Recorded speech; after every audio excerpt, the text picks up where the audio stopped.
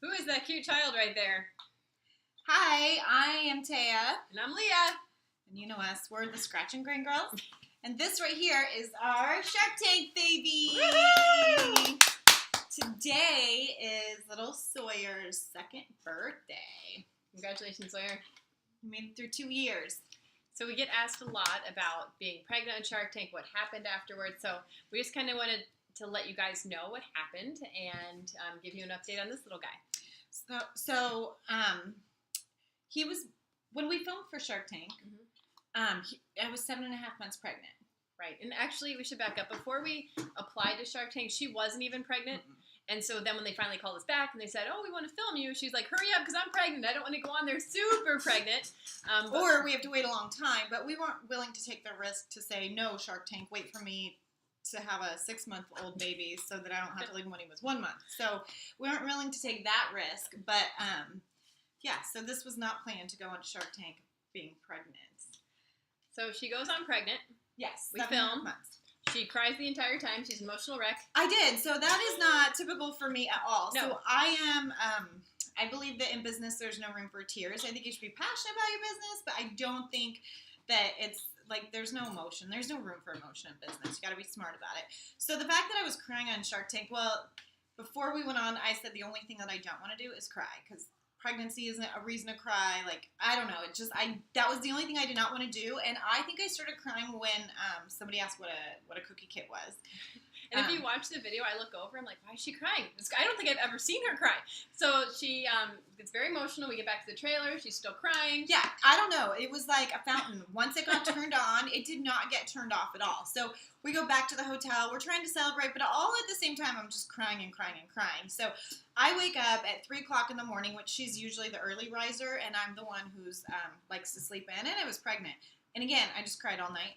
I woke up and I was like, I have to get home. Something inside me was telling me I have to get home. So I looked up some earlier flights for us to go home on. Like, and what she means is like at 3 a.m., she's like, I look over, I'm like, what are you doing? She's like, we need to go home now. And I'm like, what? Why do we have to go home now? She's like, we need to get on a plane right now. There's one at 6 a.m. We can get up there. We can take, I'm like, then wait, just calm down. Go back to bed. You're like, we are leaving now. And I'm like, no, we're not. She's like, yes, we are. So we agreed upon leaving at, I don't know, it was like 11. I think our initial flight had us leaving at 2 o'clock. There was one that was at 6 or 6:30, and then there was a middle one. So we compromised. I wanted to get on the 6 a.m. flight, and she's like, I'm not getting up. No.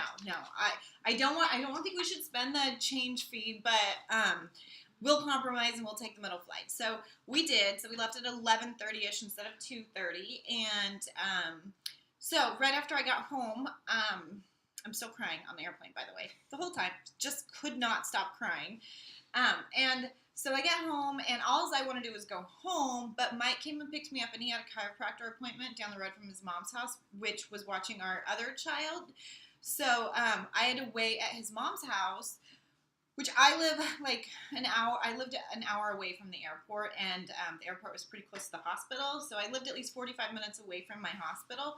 And we were only 15 minutes away from the hospital where we were at his mom's house. So he makes me stay at his mom's house against my will because I just wanted to go home. I was crying. I just wanted to go to my house and go sit on my couch and just enjoy the other 6 weeks left of my pregnancy. Well, everything happens for a reason, and all of a sudden, as I was talking to Mike's mom, I start bleeding, which I thought that maybe I was going into labor because my first kid I was induced, so I didn't know what a natural, like when your water breaks, what it was.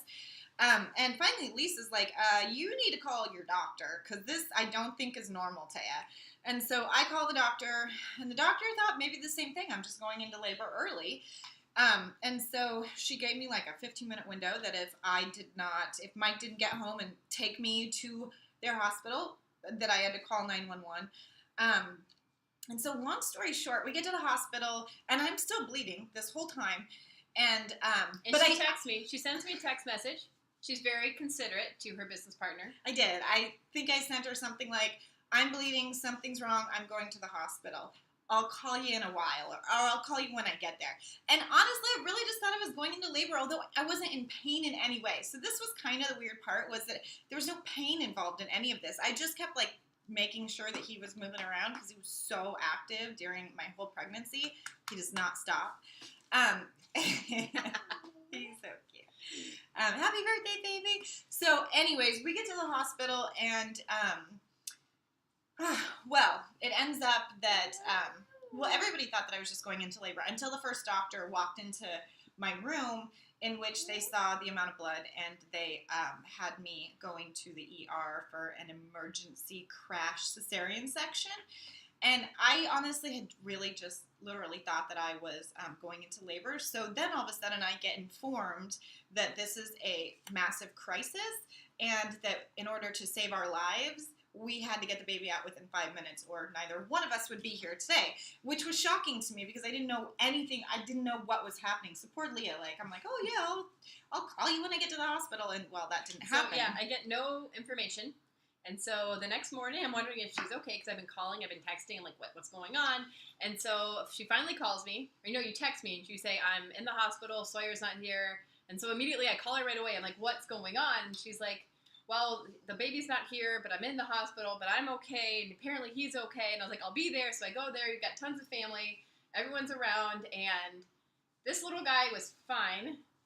Mom was an emotional wreck. Well, I'll tell you what. So we both lost a ton of blood, a lot.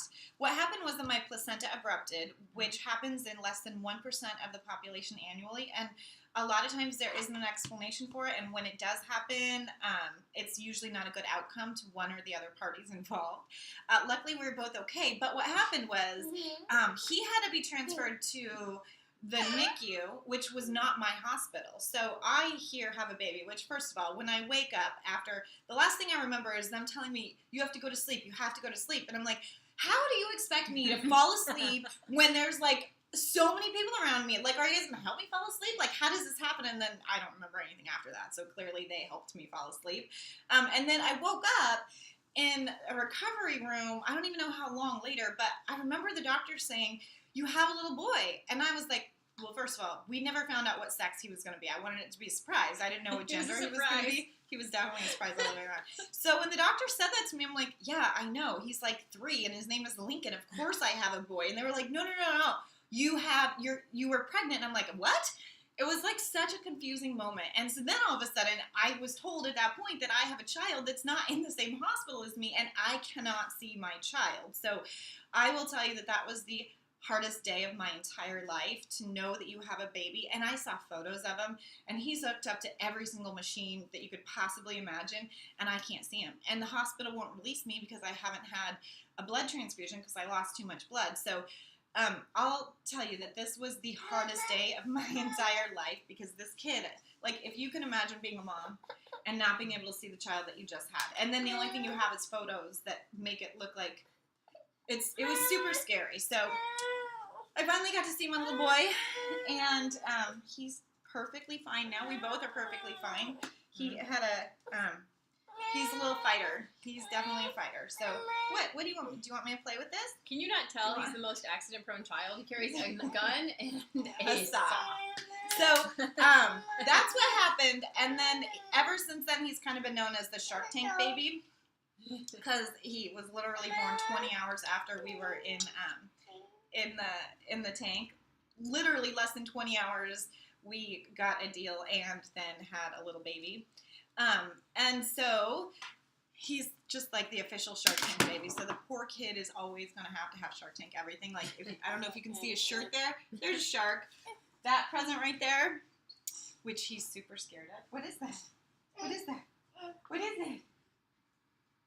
That is Sawyer's shark. So I bought him the shark for his birthday, and I thought it would be cute. Apparently he's terrified of it. He is so scared of it. Do you guys want to see? Actually, it's kind of funny. What's that? Is that the little sharky? What is it? What is it? Are you scared? Is he going to get you? Is he going to eat you? Oh, now it's fun! Yes! Are you used to the shark? And he's eating a honey badger, which is our office mascot. And if you don't know why, just Google it. Oh, okay. Let's do one quick update on the stores. We got some little business updates. We just found out that we're getting into Publix, and we're making that right now, and we'll be in all of their locations with 3 of our products. And then yesterday we found out we're getting Giant Eagle. Ooh, that's a big one. Mm-hmm. And then one that we've been working towards since we started this business is Whole Foods. It's not national yet, but it is the Midwest region, which is more stores than any other region, so that's good. And I do want to bring up why we finally got into there, and that is because he likes lip gloss, in case you were wondering. That is because we are in the process of getting our organic certification. The amazing part about that is that she's had to be our paperwork queen. I'm awful at paperwork. I don't like repeating myself on a form. So I've done all the paperwork. I'm very excited to be mostly done with it. And so we are very close to officially having that little seal on our boxes, which will be a nice thing that people actually know that it is certified organic. Anyway, I don't want to spend too long on that because I could spend days talking about how much work that is. But we are working on it, and we will be officially certified organic. What's that? Who is that? Who's that? You want to say goodbye? Hey. Nope. So thanks for listening, and I'm sure we'll talk again. Hey, Sawyer, can you say bye-bye? Say bye-bye. Bye-bye. Say bye-bye. Can you blow kisses? Mwah. Mwah. Mwah.